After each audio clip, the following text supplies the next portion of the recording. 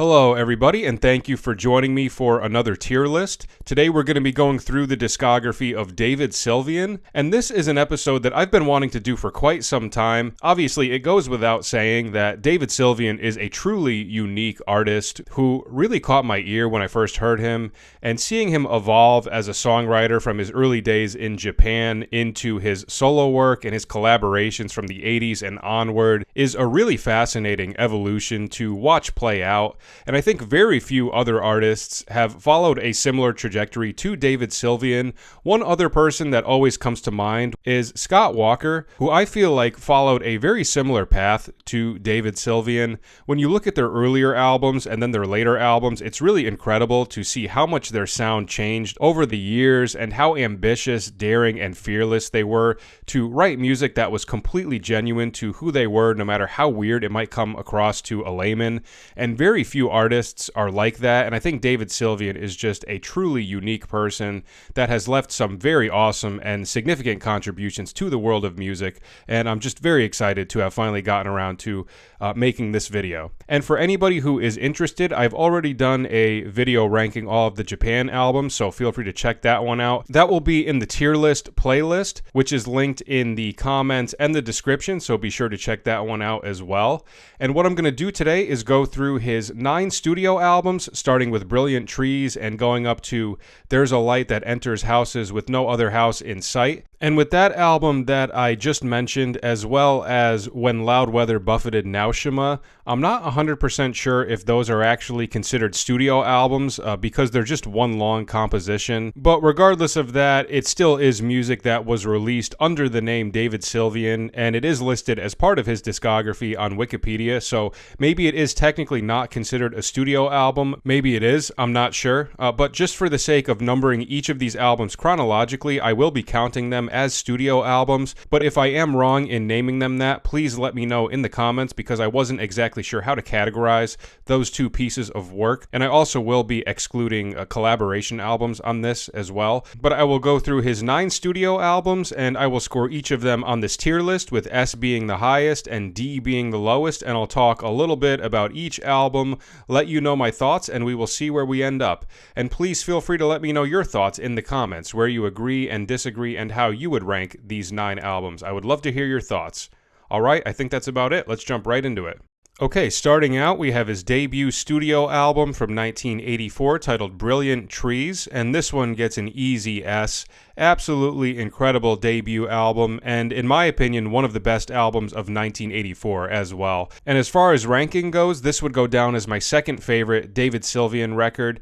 There are so many things that I love about this. It was his first solo album to be released after the breakup of Japan, and he went into a different stylistic direction, which is to be expected.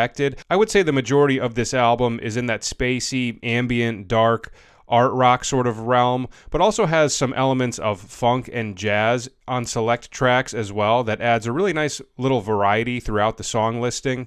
I love the production from David and Steve Nye, and the writing on this is just absolutely phenomenal, with lots of great instrumental guest features throughout it. It opens up with the amazing track Pulling Punches, which is a super groovy track, one of my favorite opening songs of any David Sylvian record, and the groove has really interesting rhythmic phrasing to it between the bass and the drums, so very interesting from a rhythmic perspective, and it has a really colorful vocal melody and a cool key change between the two main sections. And I will say this is one of the funkier songs from this record. It doesn't stay on that vibe for the remainder of it, and I think putting this track first is a good way to bring in a lot of the listeners with a nice energetic, groovy sort of number, and then introduce them to some of the more ambient and art rock elements that we hear in a lot of the remainder of the tracks. The album has 7 tracks, and I think every single song on here is amazing. Not one wasted moment, with the eerie and mysterious vibes of The Ink in the Well and Nostalgia, the jazzy flavors of Red Guitar, which has some seriously awesome bass grooves, the spacey mood of Weathered Wall, which just takes you into a whole nother dimension,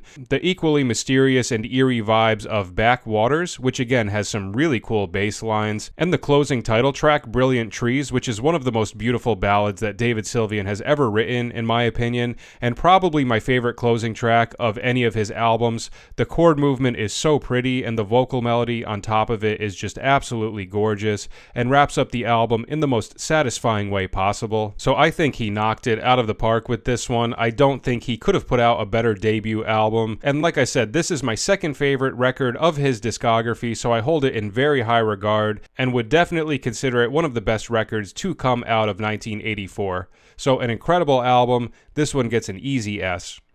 Okay, next we have his second studio album from 1985 titled Alchemy, An Index of Possibilities, and I will give this one a B. I think this album is okay, but in the grand scheme of the David Sylvian discography, I wouldn't say that this one really stands out to me, and I don't find myself going back and listening to this one as much as I do with a lot of his other albums. And if I'm comparing it to Brilliant Trees, I would definitely say it is a bit of a downgrade, but at the same time, I do cut this album a little bit of slack because of the way it was written and assembled. The way that this album came about was that David was asked if he would be interested in a documentary being made about him, and he had gotten them to agree to have it include sections of music, and he would go on to write some material for this documentary in a relatively rushed manner, and then he took the material back home and refined it and combined it with a couple of other things that he was working on at that time, and it resulted in this album. So this one wasn't really planned out as a fully fleshed out album initially, so that's why I do cut it a little bit of slack. Stylistically, it's very ambient with some percussion sounds that give it a world music sort of vibe. It opens up with a 3-part piece titled Words with the Shaman, which features a variety of different moods, with some being very experimental with different percussion sounds and keyboard sounds, and part 2 being more energetic with more drums. Part 2 would be my favorite of the 3 parts, and then side A concludes with Preparations for a Journey, which is another more ambient and spacey track. And then for side 2, it's just one track that's almost 19 minutes in length, titled Steel Cathedrals, which was the song written for the soundtrack to the documentary. And it was also co-written by Ryuichi Sakamoto, and I think this song is cool. I enjoy the voice samples and the flugelhorn parts from Kenny Wheeler, and the very interesting piano parts from Ryuichi. But in general, I have weird feelings about this album because I wouldn't say that I dislike any of the songs on here, but at the same time, if I am comparing it to some of the other more ambient music that David would go on to write, I wouldn't say that a lot of the stuff on here sticks out as much as a lot of his other stuff. But again, to be fair, this album probably never would have gotten made if he wasn't approached about that documentary, and it was written in a rushed fashion, and it wasn't assembled in a traditional way, so I think it's important to factor all of that in when you rank this album. So I wouldn't say it's bad, but definitely not one of my favorite albums of his discography, so I will give this one a B. Okay, next we have his third studio album from 1986 titled Gone to Earth, and I will give this one an S. Another amazing record. This one is a double album, with the first half being more vocal-centered, experimental, and art rock tracks, and the second half is ambient instrumental tracks, and on both fronts I think this album delivers some incredibly high-quality tracks, and offers some of the best ambient music of David Sylvian's discography, in my opinion. Instrumentally, there are a lot of amazing guest features, and as a guitar player, I particularly appreciate the tracks that feature Robert Fripp and Bill Nelson, and it's great to have some features from Steve Jansen and Richard Barbieri from Japan as well. For the first half of the album, we have 2 sides with 7 tracks of music, and it's a really solid selection of songs, with the majority of them being very moody and spacey, and a couple of the tracks really stretching out and taking their time, with tracks like Wave and Before the Bullfight, which is my personal favorite slower track from this first half. We also have Laughter and Forgetting for another track on the slower side, and then a couple of more ambient and experimental vibes on Gone to Earth and Riverman. Riverman has some of my favorite vocal melodies of this entire album, just an absolutely amazing song to vibe out to. And the first half of this album opens and concludes with full band tracks that are more in that art rock sort of realm, with Taking the Veil and Silver Moon.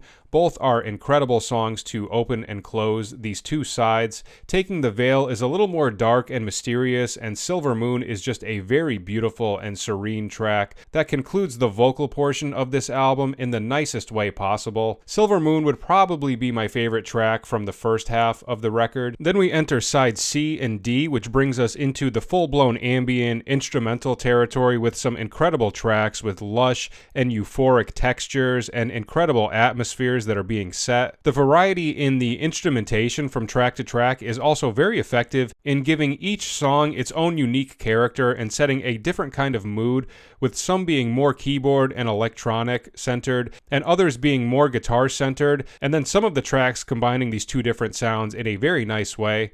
My personal favorites from these two sides would be Answered Prayers, Silver Moon Over Sleeping Steeples, and Home. Answered Prayers would be by far my favorite from this second half and is also my number one favorite ambient David Sylvian track. That song can really take you into some other realms that are just so magical. And as you can see, I really don't have anything bad to say about this album. I think it's the perfect combination of his experimental rock vocal stuff combined with some of the best elements of his ambient writing, and the production from Steve Nye and David Sylvian captures that perfect mysterious and spacey vibe that I would say is a key trait of the sound of this album, and I think they pulled it off beautifully. And I would say that this one would also make my list of top 5 favorite double albums of all time. So just another amazing album that delivers so many great tracks. This one gets an S. Alright, next we have his fourth studio album from 1987 titled Secrets of the Beehive, and this one gets an easy S. I absolutely love this record. This one goes down as my favorite David Sylvian album. I just love everything that he did on here. Stylistically, it is in that art rock, ambient sort of realm with some jazz, folk, and chamber rock elements as well. And in terms of the pacing, I think this album has a very cohesive feel all throughout, and apparently David wrote all of this record in 2 weeks, which I think is just mind-blowing. And once again, we have great production from David and Steve Nye. The album has 9 tracks, opening up with my favorite opening song of any David Sylvian album, September, which is a beautiful 80-second long track with just vocals, piano, and strings that come in towards the end. One of my favorite chord progressions of any David Sylvian song, going in so many colorful and unexpected territories, with really beautiful vocal melodies on top of it. And when the strings enter over the September part, that just sounds so magical and beautiful. Just an absolutely perfect way to open up this album. And from that point on, he just gives us one amazing song after another, with a few songs that are more centered around acoustic guitars, like The Boy with the Gun, Orpheus, and When Poets Dreamed of Angels. We have a couple of more synth-centered tracks like Maria and Let the Happiness In, and then we've got a few songs that are more piano-centered with The Devil's Own and Waterfront, which has some piano and also has some parts that are predominantly string-based. And Mother and Child starts out with just upright bass and vocals, which is a very cool feel that gives off more of a jazzy sort of vibe. And then the piano and percussion get introduced at a certain point. I also love the bonus track on the 2003 CD release titled Promise, a very cool acoustic guitar and vocal track that has some very colorful and unorthodox chord movements. And all throughout this, I really don't think there is a wasted track. If I had to narrow it down to a couple of my favorites, it would be September, The Devil's Own, Waterfront, Mother and Child, and Let the Happiness In. Let the Happiness In elicits such a beautiful mood. The way the instrumental part sounds has always given me similar feelings to The Disintegration Loop by William Bashinsky, which just brings you into another world, and I get those exact same feelings listening to this track, and I love where it's placed.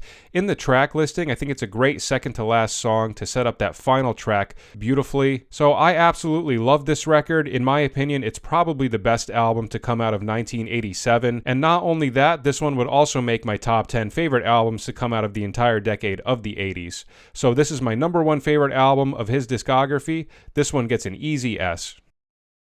Okay, next we have his fifth studio album from 1999 titled Dead Bees on a Cake, and I will give this one an A. I think that this album is very good, but I also wouldn't say that I like it as much as the records in S tier. I would consider it to be a very slight downgrade from those 3 records, but I still really enjoy this record regardless.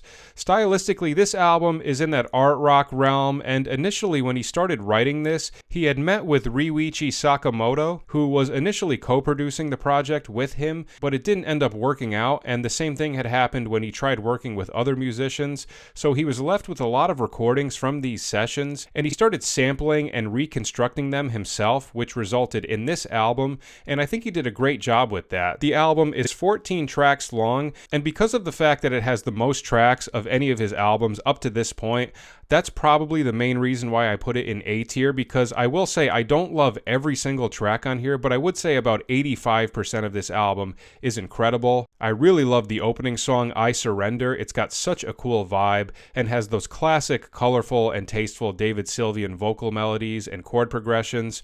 Other tracks that are in a similar realm stylistically on here that I really enjoy are Talheim and Pollen Path, which gets a bit heavier, and I really enjoy that lift in energy at that point in the album. A couple of the more stripped down songs that I really enjoy are Dobro Number 1, The Shining of Things, Praise, which is a beautiful collaboration between David and Indian vocalist Shri Ma. This song is particularly beautiful and one of the standout songs on the record for me. And I also really love the closing track, Darkest Dreaming, probably my second favorite closing track of any David Sylvian album after Brilliant Trees. The keyboard sounds and the sampling on this one create such a euphoric and beautiful vibe that wraps up this album in the best way possible. And like I said, I really do enjoy about 85% of this album. It has a couple of tracks here and there that I'm not crazy about, and ultimately that is why I put it in A tier. But regardless of that, this album certainly delivers some top quality David Sylvian tracks with lots of beautiful atmospheres, some nice Indian music flavors on select tracks, and some cool drum-heavy art rock tracks that make for some really amazing vibes.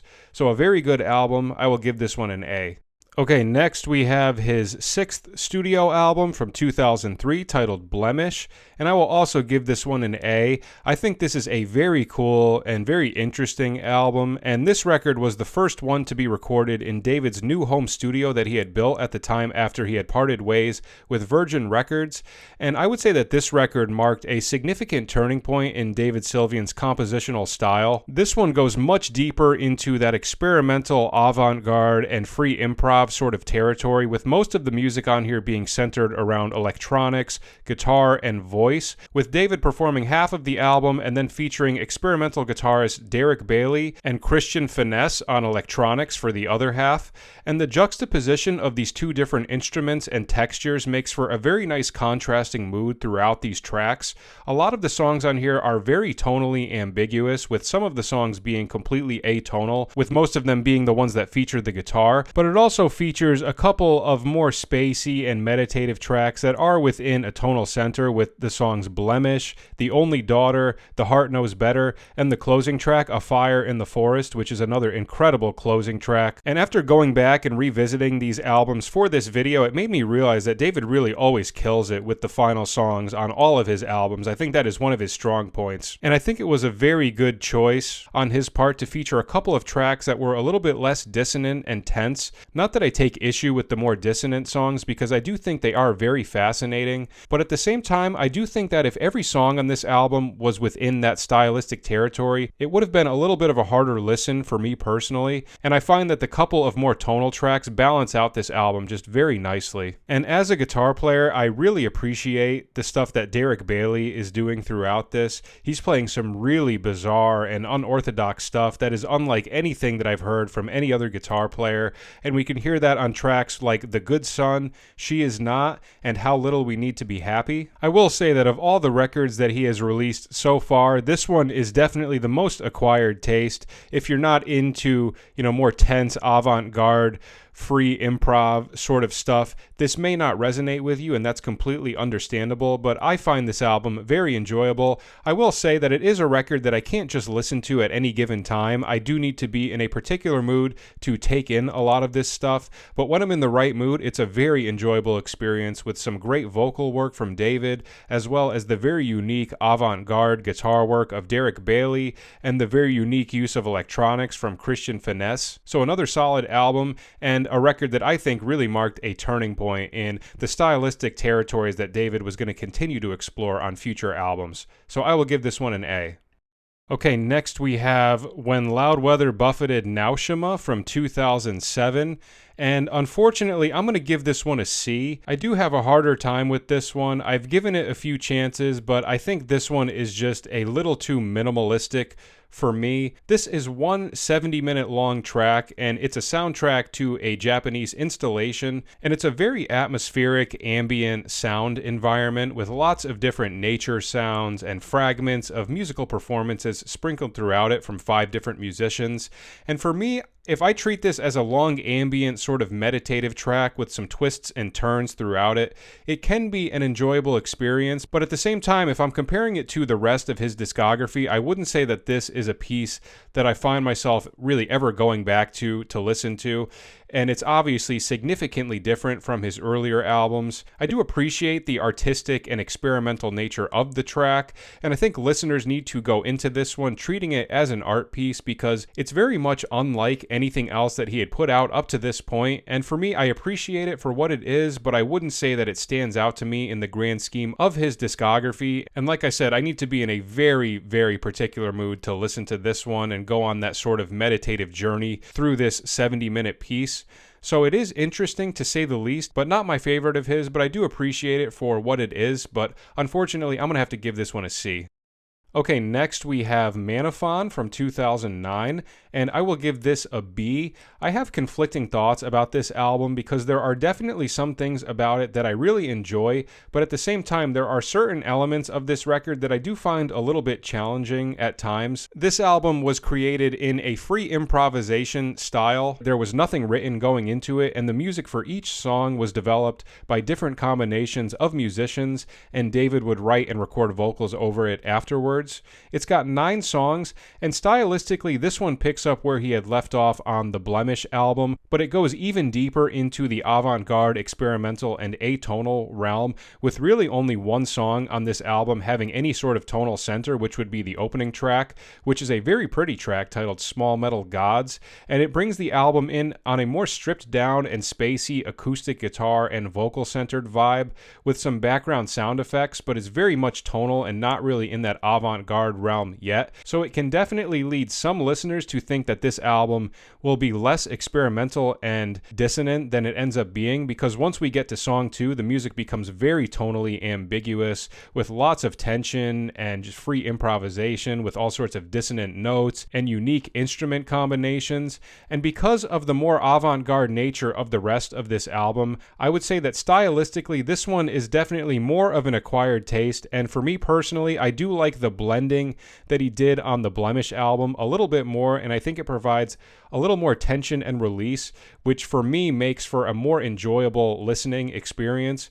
But if you're into music like this that really goes into some wild and tense territories, I think this record can be very enjoyable for the right listener. In terms of the musical stuff that is developed in some of these tracks, my favorite instrumentalist contribution would be from pianist John Tilbury, who really develops some awesome textures and dissonances in his piano improvisations, with my 3 favorite tracks on here all featuring him, with Random Acts of Senseless Violence, Snow White in Appalachia, and The Department of Dead Letters. I think his contributions really add the most to this album for me from an instrument and texture standpoint, and I really appreciate the chances that all of the instrumentalists are taking throughout this record, and there are certainly a lot of really fascinating sounding musical moments all throughout this, but similar to some others, I do find that I need to be in a particular mood to listen to this one, and there are elements of this album that I do find to be kind of challenging, which is ultimately why I put it in B tier, but regardless of that, there are still some really wild sounds and very intense lyrics from David throughout this, and when it comes to avant-garde albums, I would say this is a very solid contribution to that genre. I wouldn't say it's a favorite record of his discography for me, but I can appreciate it for what it is. So I would say it's an okay album. I will give it a B.